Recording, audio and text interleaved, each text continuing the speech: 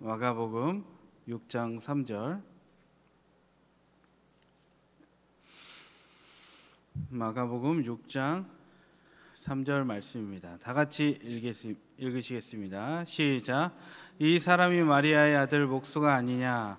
야고보와 요셉과 유다와 시몬의 형제가 아니냐?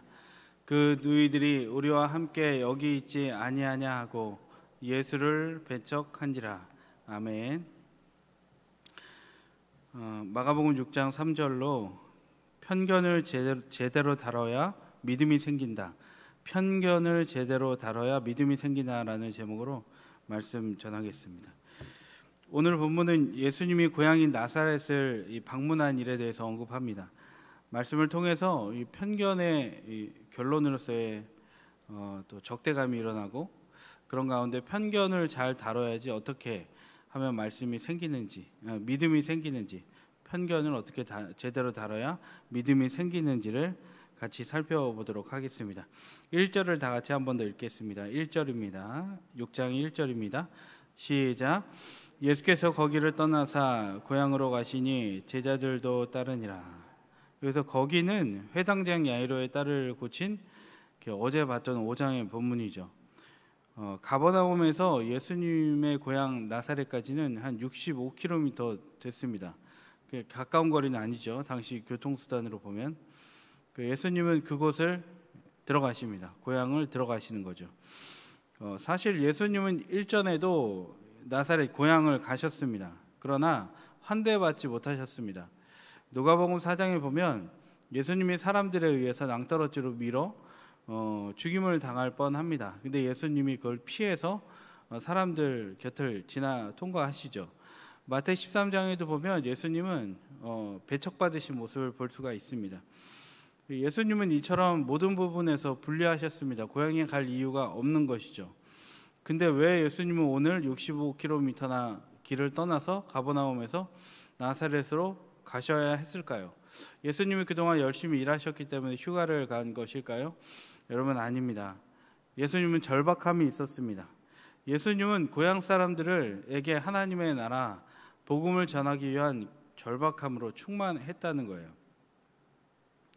수만 명을 전도하신 전도에서 아주 우리나라에서 복음 전파 전도인으로 자명하신 어떤 권사님이 계십니다. 2000년대 초반에 제가 그분을 졸졸 따라다녔습니다. 그러면서 전도를 어떻게 하는 건지 20대 초반이니까 제가 엄청 열심히 배웠고, 그 조폭들도 만나고 집집을 찾아다니면서 전도했습니다. 근데 그 권사님이 제가 권사님 전도하는 비법 좀 알려주세요. 어떻게 5만 명 이상 전도하셨습니까? 그랬더니 그분이 지금까지 한 8만 명 전도하셨거든요. 그랬더니 그 얘기를 하시더라고요. 비법은 없고 이 절박함이 영혼 구원을 가능케 합니다. 하나님의 인도하심입니다 라는 말씀을 하시더라고요. 예수님도 그런 절박함이 있었습니다. 고향에서 말씀을 전하시는 거죠. 2절입니다. 우리 같이 2절 읽겠습니다. 시작. 안식일이 되어 회당에서 가르치시니 많은 사람이 듣고 놀라 이르되 이 사람이 어디서 이런 것을 얻었느냐? 이 사람이 받은 지혜와 그 손으로 이루어지는 이런 권능이 어찌 됨이냐? 안식일의 회당에서는 세 가지가 이루어졌습니다. 당시 문화로 보면 첫 번째는 이제 성경 낭독회를 했습니다. 성경을 낭독했다는 거죠. 두 번째는 기도를 했습니다. 그리고 세 번째는 그 회당장에 의해 지목된 사람이 강론을 했습니다. 그러니까 오늘 예수님은 회당장에 의해 지목이 돼서 강론을 하고 계신 거죠. 모여 듣던 사람, 거기에 모여서 회당에 모여서 듣던 사람들의 반응이 있었는데 그것은 놀라움이었습니다. 우리가 2절을 읽으면서 느낀 것 같이 놀라움이었어요. 그런데 그들의 놀라움의 실체는 뭐냐면 선한 마음에서 나온 경탄은 아니었습니다. 예수님 정도의 권능을 당시 회당에서 체험했다면 예수님을 믿는 것이 당연하겠죠. 예를 들어 예수님이 은혜의 말씀을 전했고, 그리고 예수님이 손으로 사람들을 고치는 것을 보았으면 와, 예수님이 하나님의 아들이시구나 하고 경탄하면서 믿는 것으로 가득해야 됩니다. 그러나 거기에 있는 고향 사람들은 예수님에 대해서 의구심을 가졌고 의아함을 가졌습니다. 여러분, 이런 반응이 발현된 이유가 무엇일까요? 당연히 예수를 믿고 구원을 받아야 되고 마음으로 믿어 의에 이르고 입으로 신하여 구원을 얻어야 되는 게 마땅한 상황임에도 그들은 예수님을 거절한 이유가 뭘까요? 3절에 거절한 이유가 나옵니다. 그 정황이 나옵니다. 같이 읽겠습니다. 시작. 이 사람이 마리아의 아들 목수가 아니냐? 야고보와 요셉과 유다와 시몬의 형제가 아니냐? 그 너희들이 우리와 함께 여기 있지 아니하냐 하고 예수를 배척한지라. 예수를 배척했다는 거예요. 배척한 이유? 첫 번째는 근거를 보면 그들은 예수님을 마리아의 아들이다라고 불렀어요. 누구의 아들이다라고 불렀다고요? 마리아의 아들이다. 유대 문화는 그 아버지의 이름을 자녀 이름 앞에 붙였습니다. 당시의 문화는. 그래서 이제 예를 들면 이런 거죠. 요셉의 아들 예수님의 아버지의 이름이 요셉이니까 요셉의 아들 예수 이렇게 부르는 것이 합당한 거였어요. 근데 오늘 이 본문에서 마리아의 아들 예수라고 칭한 것은 예수님을 사생아, 즉 아비 없는 자식이라고 조소한 것과 똑같은 거예요. 요셉의 아들 예수가 아니라 마리아의 아들 예수라고 한 것은 요셉을 쏙 빼버리고, 당시에 이제 사람들이 알았겠죠. 마리아가 성육신했다, 성령으로 잉태했다, 그런 얘기를 들었으나 믿지 않는 사람들은 예수님을 아버지 없는 사생아 이렇게 조소한 것이 마리아의 아들이라는 당시 문화적인 부분에서 해석하면 그렇다는 거예요. 배척한 거죠. 오늘 또 목수가 아니냐라고도 불렀어요. 당시 목수는 지금과 달리 중요한 직업이 아니었습니다. 따라서 동네 사람들의 고정관념에는 여전히 예수가 가난한 집의 아들로 여겨졌을 거예요. 당시 목수는 어떤 터를 잡고 일하기보다 이런 사람들 같은 예수님 같은 경우에는 돌아다니면서 집에 고장난 것이 있으면 고쳐주는 사람이었던 거예요. 그런데 그 본인들의 기억에 예수가 그런 목수였는데 이제 권능을 행하고 말씀을 전하고 저 앞에서 강론을 하니까 인정하고 싶지 않았던 마음이 당시의 사람들에게서 드러난 거예요. 그래서 예수를 배척했다는 거예요. 풀어보면 이런 겁니다. 당시 모든 사람들의 마음에는 이런 거죠. 이 사람은 마리아의 아들 예수가 아니냐. 그 형제들도 야고보도 요한도 내가 다 안다. 그 너희들도 잘 안다. 우리 아들의 친구다. 이런 얘기 한 거예요. 어렸을 때부터 꼬맹이 때부터 본 거예요. 예수님이 그 동네 베들레헴에서 태어났지만 나사렛에서 살았으니까 너무나 잘 안 거죠. 근데 저 사람 목수잖아.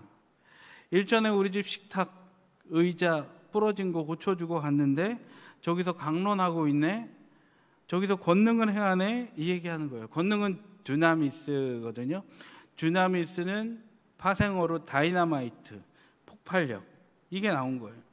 당시 예수님의 강론과 권능은 두나미스, 다이나마이트 같은 폭발력이 있었습니다. 그래서 많은 사람들에게 강한 충격을 던져주었습니다. 그러나 그들은 오늘 예수를 배척합니다. 어떤 이유 때문에, 이게 중요한 겁니다. 어떤 이유 때문에 예수를 배척했을까요? 그것은 바로 그들이 가지고 있던 고정관념 그리고 편견 때문에 예수에 대한 믿음이 생기지 않은 것입니다. 오늘 제목이 여기서 나오는 거예요. 편견을 제대로 다뤄야 믿음이 생기는데 자기들에게 있는 인생의 백그라운드에 예수는 어린 꼬맹이였고 우리 동네 아이들과 놀던 아이였고, 그런데 오늘 와서 강론하고 권능을 행하니 나는 예수를 인정할 수 없어서 떨어뜨려서 죽이려고 하고 예수의 말을 귓등으로 들으니 믿음이 생기지 않았다라는 거예요. 여러분, 우리도 다른 사람을 잘 안다고 생각해요. 우리 이러죠. 내 남편은 내가 잘 알아 이러잖아요. 내 아내는 내가 잘 알아. 그리고 내 자식은 내가 잘 알아. 내가 내 속으로 나왔으니까. 저 권사님, 저 집사님은 내가 제일 잘 알아. 내가 저분은 잘 알아. 옛날에는 잘 몰랐는데 이런 줄 알았는데 요 일을 겪어보니까 이 사람은 그런 사람이었어. 또 때로는 이렇게도 얘기하죠. 내가 속을 뻔했네. 하나님이 지금이라도 알려주셔서 참 감사하다. 여러분, 우리는 이 감사를 동원해서도 사람들에 대한 편견을 가는 게 우리예요. 그러다가 또 오해였다는 게 드러나면 그런 거였어 하고 실수를 금치 못하는 것이 우리의 인생이고 우리의 죄 많은 인간들의 수준이라는 거예요. 저를 포함해서요. 여러분, 그러나 판단을 정죄로 만들고 정죄는 적대감을 증가시킵니다. 적대감은 분열을 가져오고 분열은 결국 인간관계를 파국으로 몰아간다는 거예요. 하나님과의 관계에서도 마찬가지이죠. 인간의 지성이, 인간의 고정관념이, 인간의 생각과 편견이 하나님을 온전히 이해할 수 없습니다. 바울도 고전 21장 1장 21절에 하나님의 지혜에 있어서는 이 세상이 자기 지혜로 하나님을 알지 못한다고 했어요. 그리고 요한복음 16장에 보면 그분이 오실 때에, 성령이 오실 때에 죄에 대하여, 의에 대하여, 심판에 대하여 세상을 책망한다고 했어요. 성령이 임해야 인간의 자전적인 능력으로는 안 되고 성령이 임해야 인간 실존의 죄를 깨닫게 된다는 거예요. 그 전에는 자기 잘난 맛으로 산다는 거예요. 고전 12장 3절은 성령으로 아니하고는 누구든지 예수를 주라 할 수 없다고 나옵니다. 인간의 이성, 자전적인 고백으로는 예수를 주라 시인할 수 없다. 인간은 스스로 구원을 발현해낼 수 없다. 이것이 인간이 가진 고정관념, 인간이 가진 생각, 인간이 가진 이성의 한계다. 이 얘기를 한 거예요. 여러분, 예수님을 믿는 것은 쉽습니까? 어렵습니까? 쉬워요? 정말 어려운 일입니다. 신앙을 그렇게 만만하게 보면 안 돼요. 정말 어려운 일입니다. 이쪽을 보다가 이쪽을 봐서 내가 보는 것이 달라지는 것이 예수를 믿는 정도가 아닌 거예요. 그렇게 구원을 얻는 것이 절대 아닙니다. 우리가 할 수 있다면 쉬운 거죠. 이쪽 보다가 이쪽 보면 너무 쉬운 거죠. 근데 그런 원리가 신앙의 원리가 아니에요. 저도 20대 초반에 기도도 열심히 했습니다. 번데기 앞에서 주름 닿는다고 어디서 어떻게 기도를 얘기하겠냐마는 열심히 했습니다. 그리고 교회에 나와서 열심히 신앙생활도 했습니다. 근데 한 가지 문제가 예수님이 하나님이라는 사실, 나의 하나님이라는 사실을 온전히 믿어지지 않는 거예요. 그러면서 제가 하나님이 나의 하나님이면 내 인생이 왜 이러냐, 내 인생이 왜 이럽니까 하나님 앞에 반문했어요. 그래서 예수님에 대해서 알기 원해서 예수님이 나의 하나님이다라는 걸 알기 위해서 성경을 봤어요. 성경책에 쓰여진 활자들로는 예수님은 나의 하나님이시더라고요. 하나님의 본체이시고 예수님은 하나님의 형상이셨어요. 명백히 성경을 통해는 알았어요. 근데 또 부족하다 싶어서 도서관에 가서 온갖 성경 외에, 기독교에서 공인한 66권 외에 외경이라는 게 있거든요. 그래서 외경이라는 것도 다 찾아봐서 이 숨겨진 성서들을 찾으면서 예수님이 하나님이시고 나의 하나님이신지를 공부했어요. 그렇게 열심히 공부했는데도 제 영혼에 안식은 없었습니다. 그런데 어느 해에 선교한국이라는 선교 대회에 참석을 했습니다. 마음의 갈급함 때문에. 근데 선교사님의 설교를 듣다가 불현듯 그렇게 노력했는데 불현듯 순간 그 생각이 들더라고요. 예수님이 하나님이구나. 예수님이 왕이시구나. 예수님이 하나님의 아들 맞구나. 예수님이 나와 함께 하시는구나. 이게 믿어졌습니다. 여러분, 세상에는 인간이 할 수 없는 일들이 많아요. 그래서 그것을 뭐라고 하냐면 기적이라고 합니다. 병고침, 신유의 기적, 그것도 신유의 은사, 그것도 기적이죠. 근데 또 한 측면의 기적은 병고침도 분명히 이 시대에도 나타납니다. 역사도 나타나요. 근데 또 한 측면의 기적은 예수님을 믿게 되는 거예요. 인간의 상식, 고정관념으로는 믿을 수 없지만 인간 정말 믿을 수 없는 거잖아요. 당시에 예수님대로 돌아가면 거기에 있는 사람들이 이해가 되더라고요. 예수님을 안 믿은 사람들, 그들과 함께 동조한다는 게 아니라 그들의 정황이 이해됐습니다. 어렸을 때부터 봤는데 그 아이일 뿐이었는데 어떻게 영적 리더로 한마디로 모실 수 있겠습니까? 못 믿겠죠. 어떻게 여기서 권능을 행하고 은혜로운 말씀을 전한다고 해서 예수를 온전히 믿을 수 있겠습니까? 사람의 힘으로는 할 수 없습니다. 그러나 하나님은 하시면 능히 믿고 구원을 얻게 되는 줄 믿습니다. 이것을 경험하면서 예수를 정말 믿게 됐어요. 그래서 저는 예수 믿는 건 정말 힘든 일이다. 왜냐하면 사람으로도 힘들지만 하나님이 하실 때에만 이루어지기 때문이에요. 당시에 많이 모인 많은 사람들은, 고향 사람들은 예수를 믿을 수 없었습니다. 정황상 어렸을 때부터 봤기 때문에 갑자기 나의 정신적인 리더고 영적인 리더다 인정할 수 없었을 것입니다. 우리는 그것을 인정해야 됩니다. 그런데 중요한 건 뭐냐면 그런 합리화, 정황상 예수를 믿을 수 없는 환경이었을지라도 그런 합리화가, 그런 예수님에 대한 편견이 인간의 구원 앞에서 정당화될 수는 없다는 거예요. 다시 말하면 그런 합리화로 믿어지지 않는다는 것으로 예수님이 주시는 구원 앞에서 핑계할 자는 아무도 없다는 거예요. 자, 마지막으로 같이 4절 5절 보겠습니다. 4절 5절은 예수님에 대한 편견의 결론이 인간에게 어떻게 주어지는지를 같이 보겠습니다. 4절 5절입니다. 시작. 예수께서 그들에게 이르시되 선지자가 자기 고향과 자기 친척과 자기 집에서는 존경을 받지 못함이 없느니라 하시며 거기서는 아무 권능도 행하실 수 없어 다만 소수의 병자에게 안수하여 고치실 뿐이었고, 예수님이 고향에서 아무 권능을 행하실 수 없었다고 나오죠.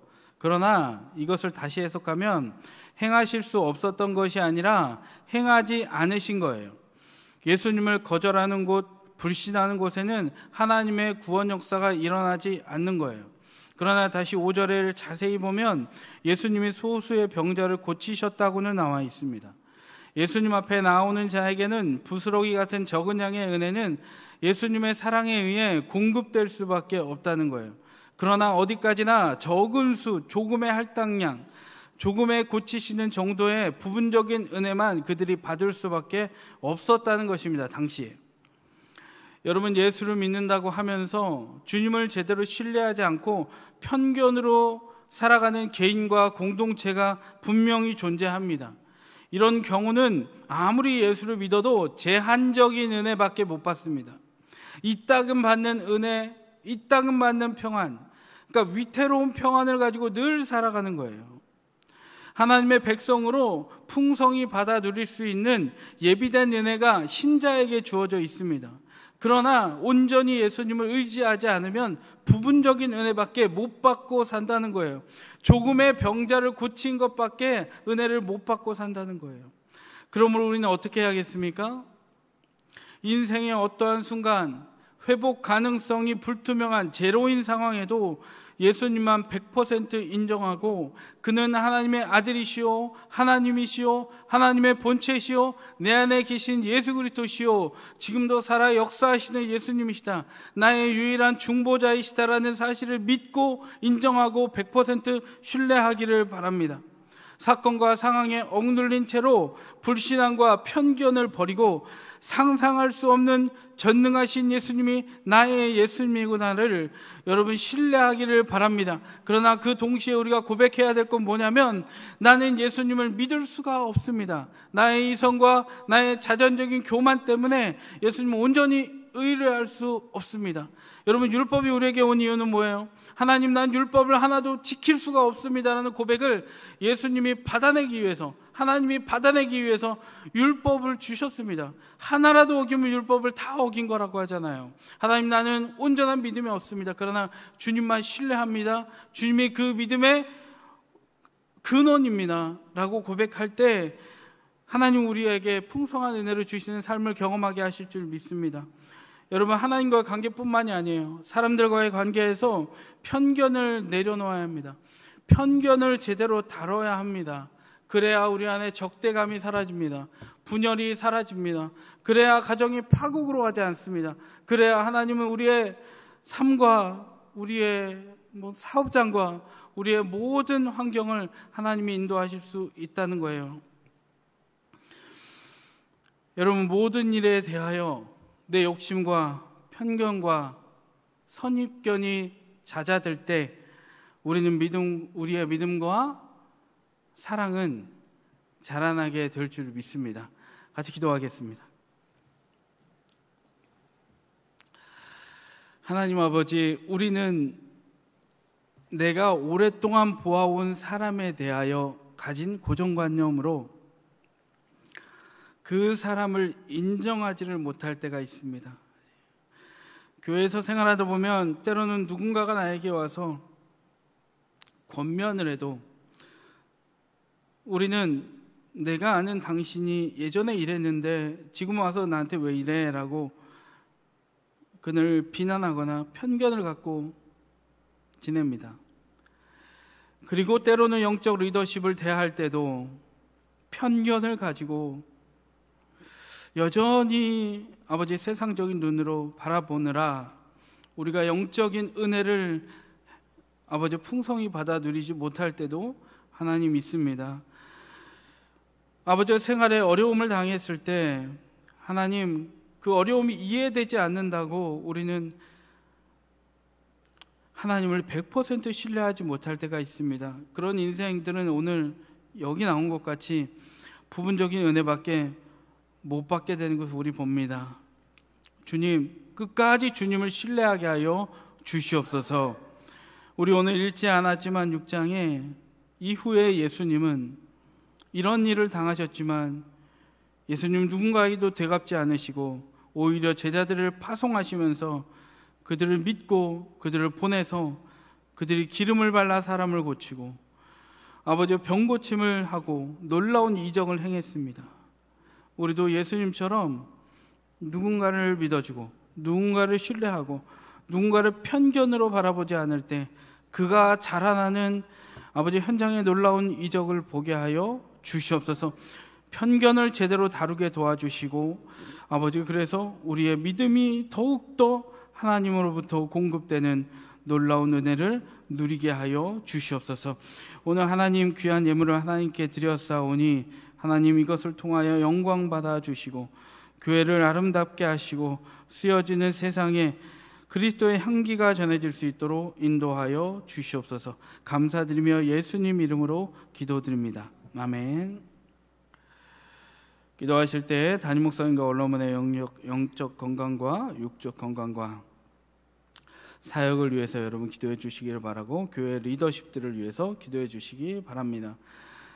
그리고 또 하나 기도할 것은 교회 영육간의 연약한 자들이 주님 안에서 회복될 수 있도록 기도해 주시고 또 하나는 사회적으로 전공의들이 병원을 떠나고 우리 교회에서도 치료를 제대로 받지 못하고 그 어려움 당하는 이들이 많이 나오지 않도록 하나님 보호해 주시고 사회가 안정이 될 수 있도록 하나님 인도해 달라고 지금의 병원의 의료계의 문제를 위해서 여러분 기도해 주시기를 바랍니다. 그리고 우리 동성교회를 위해서 하나님 말씀으로 회복하게 하시고 또 부흥케 하셔서 땅끝까지 복음 전하는 일에 귀하게 쓸만한 동성교회 되게 하여 달라고 우리 주의 이름을 한번 전심으로 부르고 기도하겠습니다.